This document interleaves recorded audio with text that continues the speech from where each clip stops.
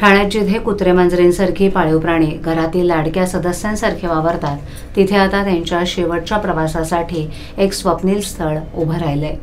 आजार, अपघात किंवा वयाच्या ओझ्यानं या निष्ठावान साथीदारांचा मृत्यू झाल्यास त्यांना शास्त्रशुद्ध पद्धतीनं निरोप देण्यासाठी आधी नसलेली अडचण आता इतिहासात जमा झाली आहे. महाराष्ट्राचे परिवहन मंत्री प्रताप सरनाईक यांच्या दूरदृष्टीपूर्ण संकल्पनेनं माझिवडा इथे उभारलेली ही महाराष्ट्रातील पहिली गॅसदायिनी स्मशानभूमी मुक्या प्राण्यांसाठी एक स्वतंत्र स्वर्गासारखी वाट दाखवते. या स्थळी पाळीव प्राण्यांसाठी विशेष स्मशानभूमी बांधून त्यांच्या कुटुंबियांना भावनिक आधार देण्याची सुंदर कल्पना साकार झाली आहे. या प्राणी स्मशानभूमीचे लोकार्पण परिवहन मंत्री प्रताप सरनाईक यांच्या हस्ते झालं. यावेळेला ठाणे महापालिकेचे अतिरिक्त आयुक्त संदीप रोडे, कार्यकारी अभियंता संजय कदम, माजी नगरसेवक संजय भोईर, ठाण्यातील प्राणीमित्र संघटनेच्या सोनाली सजनानी यांच्यासह अनेक प्राणीप्रेमी मोठ्या संख्येनं उपस्थित होते. या स्मशानभूमीचं वैशिष्ट्य म्हणजे एपीसी तंत्रज्ञानानं सजवलेली 30 मीटर उंच चिमणी, जी 70% प्रदूषण रोखून पर्यावरणाचं रक्षण करते. जणू हिरवी शांतता वाहणारा एक धुरळामुक्त मार्ग. आवारात अद्ययावत बैठक व्यवस्था, कर्मचाऱ्यांसाठी सुसज्ज रजिस्टर ऑफिस, महिला पुरुषांसाठी स्वच्छ प्रसाधनगृह आणि प्रवेशद्वाराजवळील महादेवाचं मनमोहक मंदिर, हे सर्व एकत्र येऊन मृतदेहाला आणि त्यांच्या प्रियजनांना कोणताही त्रास न होता शांत निरोप देण्याची काळजी घेते.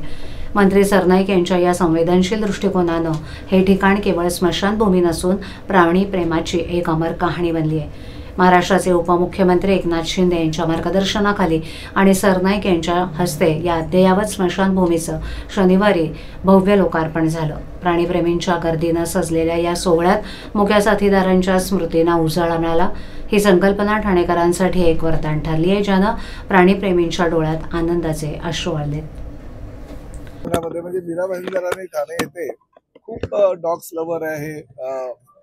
पाळीव प्राणी ज्यांच्याकडे आहेत ते खूप लोक मोठ्या प्रमाणात आहे. म्हणजे ठाणे महापालिकेमध्ये तर 15,000वर अधिक हे पाळीव प्राणी पाळणारे लोक आहेत. आणि प्रामुख्यानं हे कुत्रे किंवा मांजरी किंवा काही पांढरे उंदीर असतात, ससे असतात, हे काही पाळीव प्राणी असतात. त्यांच्या मृत्यूनंतर, कारण घरातच एक घटक म्हणून ते लोक त्यांना पाळत असतात, आणि त्यांच्या मृत्यूनंतर कुठेही त्या दहन किंवा अंत्यविधीचा जागा नसल्या कारणानं काही वेळास कोणाच्या तरी ताब्यामध्ये ते देऊन टाकतात. कुठेतरी लांब माळरानामध्ये जाऊन खड्डा खोदून त्या ठिकाणी पुरत असतात, किंवा काही लोक ज्यांच्या ताब्यामध्ये देतात ते खाडी किनारे वगैरे असेच टाकून मोकळे होतात.